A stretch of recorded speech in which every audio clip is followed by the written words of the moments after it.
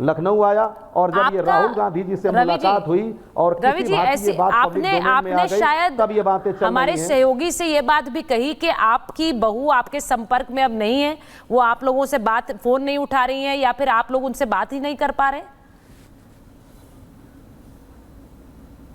मैं आपको पूरा सिलसिलेवार ब्यौरा बताता हूं मैडम जी।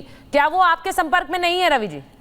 19 बिल्कुल नहीं है। 19 तारीख को सुबह मेरी बहू से मुझे पता चला कि ऐसी घटना हो गई है। मैंने पता करने का प्रयास किया। 11 बजे जब पता चला कि वो नहीं रहे तो मैंने अपनी बेटी और बहू को कहा, जो कि नोएडा में एक फ्लैट में थे, कि आप लोग तत्काल पकड़ करके कैब आए। और 13 दिन तक हमारे साथ सारे रस्म और रिवाज में रही, लेकिन 13 के अगले दिन जब आई यहाँ से जाने के लिए लखनऊ से, तो वो यहाँ से नोएडा गई, 4 घंटा वहाँ रही और सारा अपना सामान पैक की। जिन जिन सूटकेस में उनका सामान था और मेरे बेटे का था, वो एक झोले में पैक करके गई। मैं आपको फोटो शेयर करूंगा, जो कि 13 अगस्त को मुझे पता चला। और तब वो शाम को करके गई और हमको ये भी पता नहीं चला कि वो नोएडा हो करके अपना सामान लेके जा रही हैं। जाने के बाद उन्होंने जो एटीएम उनकी माताजी के पास था, वो 8 अगस्त को 16:37 पर उन्हें ब्लॉक कर दिया। और हमने पूछा तो उन्होंने बताया कि बैंक ने कर दिया होगा। जब हमने बैंक में पता किया तो ये पता चला कि उसी नंबर से, जो उस खाते से जुड़ा नंबर था, उससे फ़ोन करके बंद कराया गया और वो नंबर मेरी बहू के पास था। और उसके बाद एक ऐसा सिम था जो हमारे बेटे के नाम पे सिम था, उसका जो नंबर था, उसमें पूरा परिवार एक फैमिली पैक चलाता था, उसको भी उन्होंने सबको पोस्टपेड से प्रीपेड कर दिया, सबके डाटा रेस्ट्रिक्ट कर दिए और वो बंद कर दिया। उसके बाद मैडम मैंने उनके पिताजी से बात करने की कोशिश की। 10 सितंबर को मैसेज किया तो उन्होंने कहा कि हमारा फ़ोन ख़राब है, हम बात नहीं कर सकते। हमने कहा कि क्या कोई फ़ोन आपके पास नहीं जिसमें हमारी बात हो पाए? उन्होंने कहा संभव नहीं, हम आपको कॉल करेंगे। फिर 7 अक्टूबर को मैंने मैसेज किया कि आप कैसे हैं, स्मृति कैसी हैं और माम कैसी हैं, आप ठीक हैं, तो मैं आपसे मिलना चाहता हूं या माम को भेजता हूं। उन्होंने कहा कि हम पुरानी यादों को भूल जाना चाहते हैं। देखिए, आज आपने जो सवाल उठाए हैं रवि जी, उससे बहुत सारे सवाल उठ खड़े हुए हैं और वो सवाल उठ खड़े हुए हैं। मैं एक बार कर्नल शैलेंद्र सिंह को लाना चाह रही हूँ चर्चा में। उससे बहुत सारे सवाल खड़े हो गए हैं कि ऐसे में मुआवजे की जो राशि है और जो वीर चक्र है वो किसके पास होना चाहिए, ये सवाल इसलिए उठ रहा है। अब जिस तरह से पहले ये सवाल आया और परिवार का पक्ष आया, क्योंकि पत्नी का कोई पक्ष नहीं आया, लेकिन पत्नी ने, जैसा मैंने कहा है कर्नल सिंह, एक पत्रकार से बात जरूर की है, ऐसा उनका दावा है और वो कह रही हैं कि वो बाद में अपना बयान देंगी एंड आई थिंक वो देंगी, क्योंकि जिस तरह से ये पूरा मामला उठ गया है। लेकिन मुआवजा राशि किसके पास हो, वीर चक्र किसके पास जाए, ये कौन तय करता है? अगर आप मुझे इजाज़त दें तो मैं उस वीर इंसान के माँ बाप का साइड ज़रूर लूँगा। हाँ। ये लड़ाई पैसे की नहीं है। हाँ। हो भी नहीं सकती, बिल्कुल, स्पेशली सो क्योंकि उसके फादर मेरे तरफ फौजी हैं। फौज में हमने आज तक कभी पैसे की तरफ नहीं देखा। मुआवजे की राशि बोल दीजिए, कोई राशि बोल दीजिए, उन्होंने अगर इनोसेंस में कुछ बोला भी है तो उन्होंने बेसिकली बोला है कि इससे रिलेटेड सब सम्मान के क्या हम हकदार हैं या नहीं है। और एज अ फौजी वो जरूर जानते हैं। और मैं अभी आपको वही पहले बता रहा था कि कारगिल तक ये चॉइस नहीं थी।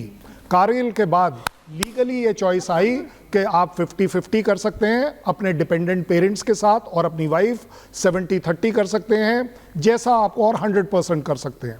ऐसे केसेस में लीगल पार्ट यही रहेगा कि अगर उस ऑफिसर ने अपनी वाइफ के नाम पर पार्ट 2 ऑर्डर कर चेंज किया है तो 2 बातें हमें माननी पड़ेगी कि उसने जो भी कुछ साइन किया है डिलिबरेटली किया है। ऐसा नहीं है। जब मैं भी कारगिल गया था तो मैंने एक अपनी स्पेशल विल डाली थी कि यस मेरी wife will be, why, there is a reason. मेरे माँ बाप, मेरे फादर भी कर्नल हैं, मेरे माँ बाप एक जिंदगी जी चुके हैं। ये लड़की जो मेरे साथ आज एक नया परिवार बनाने वाली है, मुझे लगता है कि मेरे जाने के बाद शायद इसका हक ज़्यादा बनता है, क्योंकि ये और किसी पर डिपेंडेंट नहीं है, ये सिर्फ मेरे ऊपर डिपेंडेंट है। ये अपना परिवार घर छोड़ कर आई है। इस वजह से ज़्यादातर जो फौजी जवान हैं वो अपनी वाइफ को एज अ NOK डिक्लेयर करते हैं। तो इसमें टेक्निकली अगर आप पूछें, कहीं कोई गलती नहीं है कि वो कीर्ति चक्र उसकी वाइफ को अवार्ड होता है। एग्जैक्टली, मैं यही कह रही हूँ कि बहुत से लोग इसमें पक्ष ले रहे हैं। अश्विनी जी, आपने ऐसे मामले बहुत देखे होंगे, बहुत से लोग इसमें पक्ष ले रहे हैं। कुछ लोग माँ बाप को सही ठहरा रहे हैं क्योंकि उन्हें लगता है कि एक एक बेटा उनका गया तो उनके पास ये अधिकार होना चाहिए कि मुआवजा राशि किसके पास रहे, वीर चक्र किसके पास रहे, कीर्ति चक्र किसके पास रहे। वहीं कुछ लोग ऐसे भी हैं जो बहू को सही ठहरा रहे हैं। उनका कहना है कि ये तो जाने से पहले अंशुमन, उन्होंने एक तरह से अपने पेपर्स तैयार किए, उन्होंने ही तय किया होगा कि किसके पास मुआवजा राशि रहनी चाहिए। मुझे लगता है कि ये मामला जो है ये बहुत पेचीदा इस वजह से है क्योंकि इस एक मामले से बहुत से और मामलों पर भी एक नजर बनती है। बहुत से लोग घर में चर्चा कर रहे होंगे कि भाई ऐसे नियम है तो हमें क्या करना चाहिए। अश्विनी जी, नियम के अलावा देखिए, माँ बाप की उस फीलिंग को समझने की जरूरत है कि कैसे माँ ने, क्योंकि एक पत्नी और माँ के बीच में अगर ममता की बात करें, इमोशनल अटैचमेंट की बात करें, और किसने शहीद कैप्टन अंशुमान सिंह को सेना में जाने के लिए प्रेरित किया, ये पूरे बैकग्राउंड पर अगर हम बात करें तो निश्चित तौर पर माँ से बड़ा कोई व्यक्ति नहीं हो सकता। दूसरा, पैसा मटेरियलिस्टिक चीजें हैं, पैसे के अलावा जो सम्मान की बात है वो सम्मान नहीं छूने देना। यह समझ में आता है कि उस शहीद का, जिन्होंने देश के ऊपर अपनी जान न्यौछावर की, मैं इमोशनल पार्ट पर, लीगल पार्ट पर भी आऊंगा, वो जिन्होंने जान न्यौछावर की और जिस माँ बाप ने जिनको गढ़ा, उनको नहीं छूने देना। यह समझता हूं कि ये कैप्टन शहीद अंशुमान सिंह जी की शहादत का भी अपमान है। दूसरा, राज्य सरकारों ने अपने नियमों में बदलाव किए हैं। मध्य प्रदेश की जो सरकार है, पिछले महीने ही उन्होंने कैबिनेट बैठक के बाद शहीद के परिजनों को देने वाली जो वित्तीय मदद थी उसको लेकर के बड़ा लैंडमार्क डिसीजन लिया। उसके मुताबिक सेना या अर्धसैनिक बलों और पुलिस बल सहित सुरक्षा कर्मियों की जो शहादत की स्थिति में परिवार की जो वित्तीय राशि है वो शहीद की पत्नी के साथ साथ माता पिता के बीच में बराबर बांटने का अधिकार है। यानी 50% माँ के पास, 50 माँ बाप के पास, 50% जो है पत्नी के पास। पहले 100% जो है पूरी पत्नी को मिलती थी। अब तीसरा जो सबसे इंपॉर्टेंट पहलू है नेक्स्ट ऑफ किन की बात।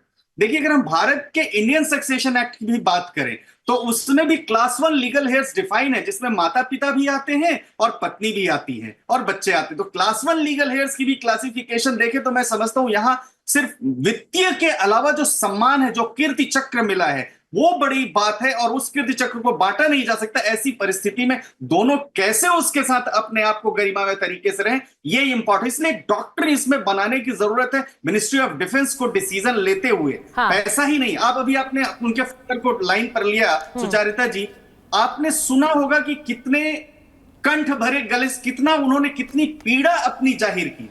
पर अश्विनी जी, हमने अभी पत्नी को सुना नहीं है। मेरा सवाल यह है कि पत्नी को हमने नहीं सुना है और जहां तक वो बोल रहे हैं कि भाई ये बदलाव किए जाए, मैं बार बार ये कह रही हूं कि नेक्स्ट ऑफ किन वाली जो बात है ये तो हर व्यक्ति खुद तय करता है। जैसे कि आप इसको ऐसे समझिए कि आप एक एफडी बनाते हैं, उसमें आपसे पूछा जाता है कि आपका नॉमिनी कौन होगा, तो आप तय करते हैं कि वो नॉमिनी कौन है। वैसे ही नेक्स्ट ऑफ किन कौन है ये तो हर अधिकारी या फिर सैनिक तय करेगा कि कौन है। ऐसे में इसीलिए मैं ये सवाल पूछ रही हूं कि ये सही है या गलत है, क्योंकि हमारे यहाँ पर क्या होता है कि हम किसी भी पहलू में एक ओपिनियन बनाना शुरू कर देते हैं कि ये महिला या फिर ये पत्नी तो खराब ही होगी।